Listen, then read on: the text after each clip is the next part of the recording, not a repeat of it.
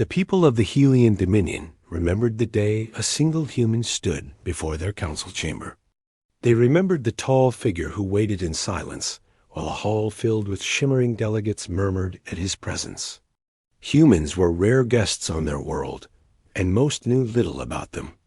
Some saw them as fragile. Some saw them as stubborn. A few saw them as unpredictable. Among them stood a young Helian officer named Riala, who had grown bold with the arrogance of youth. She had mocked the human in front of the chamber. She had called him insignificant. She had questioned why a being from a distant, minor world had been invited to offer strategic advice about an approaching threat near their borders. Her words had echoed through the hall like a blade drawn without care. Many remembered the sudden hush that followed. Everyone expected a sharp human reply. Instead, the human named Rowan had stood with calm eyes. He had offered no anger. He had chosen silence. Then, without complaint or confrontation, he had turned and requested permission to leave their world. He vanished that same night. 28 long years passed.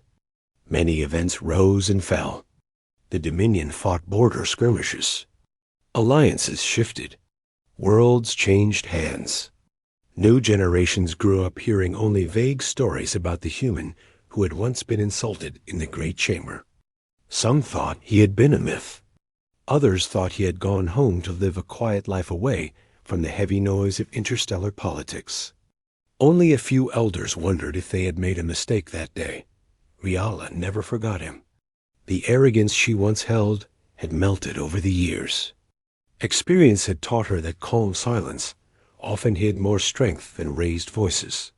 She rose through the ranks, trained soldiers, served in negotiations, and learned to respect those who walked softly. The memory of Rowan followed her like a quiet echo she could not chase away. One peaceful cycle on the Helian capital. An urgent warning pierced the quiet evening. A massive fleet emerged from the void. They were known as the Krail. Their technology was old. Their nature was ruthless.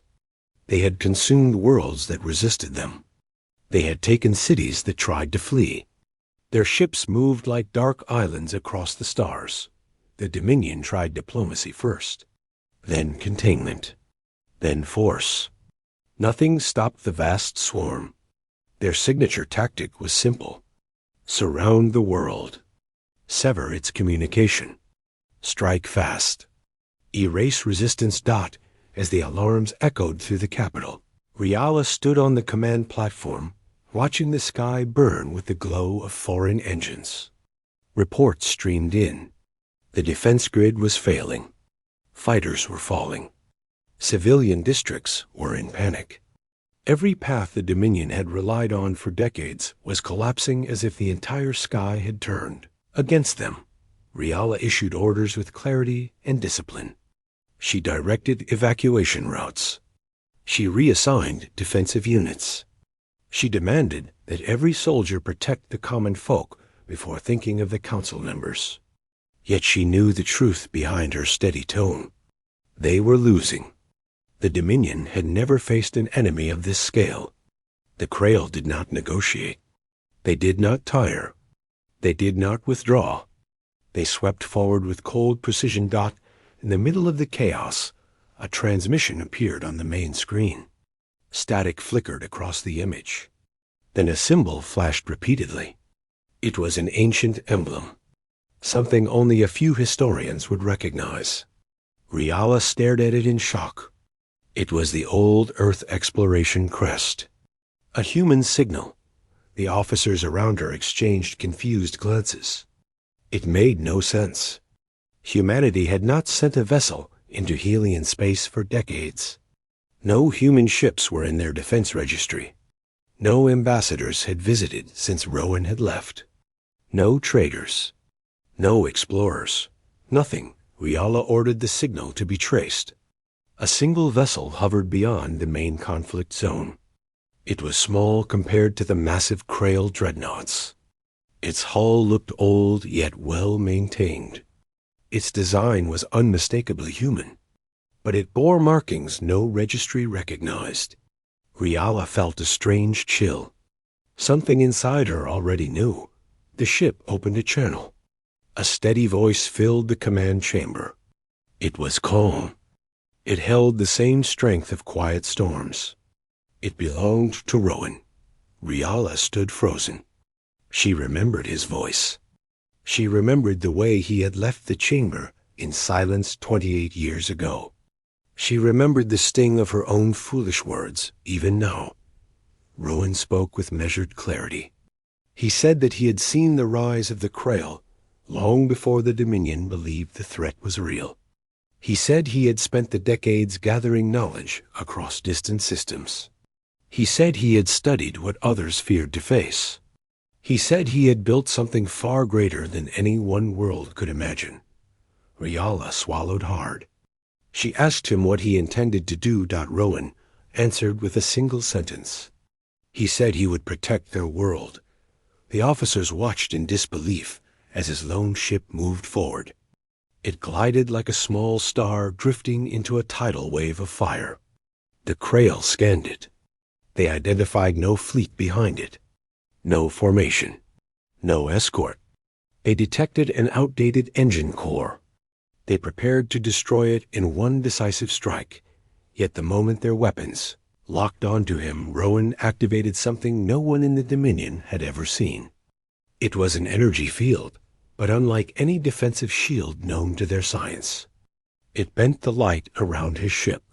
It shifted the energy signatures. It changed the very space surrounding him. The Krail fired. Their beams struck the field, yet failed to break through.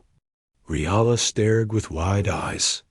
The officers whispered in disbelief. The Dominion had never succeeded in blocking a full Krail barrage. Yet one human ship endured it with apparent ease. Rowan spoke again through the channel. His voice remained steady. He warned the Dominion fleet to hold their position. He instructed them not to interfere. Then he directed his ship forward. When he moved, the entire battlefield changed.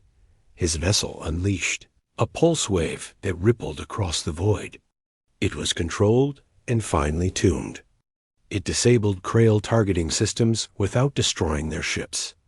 It rendered their offensive arrays useless. It silenced their engines. It left the entire swarm drifting like a frozen tide. Rowan's ship then shifted position. More pulses emerged. Each wave shut down specific layers of Krail command networks. He targeted structural nodes. He cut links between their ships. He turned the swarm from a deadly ocean into scattered islands with no shared mind. The Dominion fleet gasped as the Krail formation collapsed. Ships that had once moved with perfect unity drifted without order. Their threat faded as their systems failed one by one. In less than an hour, the invincible enemy that had consumed world after world stood powerless in the sky. Above the helium capital, silence fell over the command chamber. Riala could not speak. Her heart pounded with awe. This was the same man she had mocked 28 years ago. The man who had chosen silence instead of anger. The man who had vanished without one complaint. The man who had returned not for vengeance, but to protect the very people who had once dismissed him. Rowan hailed the chamber again. Riala stepped forward to answer. Her voice wavered in spite of her efforts to remain steady. She asked him how he had built such power. He answered that humans often grow stronger in the quiet places where no one watches. He said he had walked forgotten worlds. He had studied the ruins left by older civilizations. He had learned from those who no longer had voices. He had shaped his knowledge with patience. He said that silence is not weakness. It is a place where strength grows without showing itself. Riala lowered her head. She apologized for her insult long ago. She admitted that her words had been born from arrogance and youth. She told him she had regretted it for many years. Rowan replied that regret is not a burden if it leads to growth. He said the past did not define her. He said he held no anger. The Dominion Council requested Rowan's presence in the chamber. He declined. He said his path was not tied to their politics. He said his purpose was not to claim glory. He said he had returned only to prevent their world from falling into darkness. Yet the council insisted.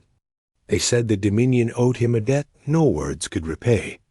They said he deserved recognition. They said they wanted to understand his knowledge. Rowan hesitated, then agreed to meet, but only after ensuring the Krail swarm remained fully neutralized. When he finally entered the grand chamber, the people rose in silence. Riala stood among them, watching the man she once misunderstood. He wore no symbols of rank. His uniform was simple, his posture calm. His presence felt like quiet gravity. The council asked how humanity had grown so far beyond what the Dominion remembered. Rowan answered that humanity had learned that survival comes from adaptability. He said humans grow in challenge. He said they are shaped by hardship, yet refuse to break. He said the greatest strength of humans is not their technology, but their ability to carry hope into places where hope should not survive. The council listened with respect. Many of them had once dismissed humans as a young species. Now they understood the depth hidden within them. Riala stepped forward. She asked why he had not returned sooner. He answered that he had been preparing. He said he had known the Krail threat would reach the Dominion eventually. He said he had wanted to be ready. She asked why he had chosen to protect the Dominion when he could have turned away. Rowan's answer was simple. He said that even unkind words could not erase the value of lives. He said that no insult was strong enough to justify abandoning an entire world. He said the human spirit chooses to save even those who once misunderstood it.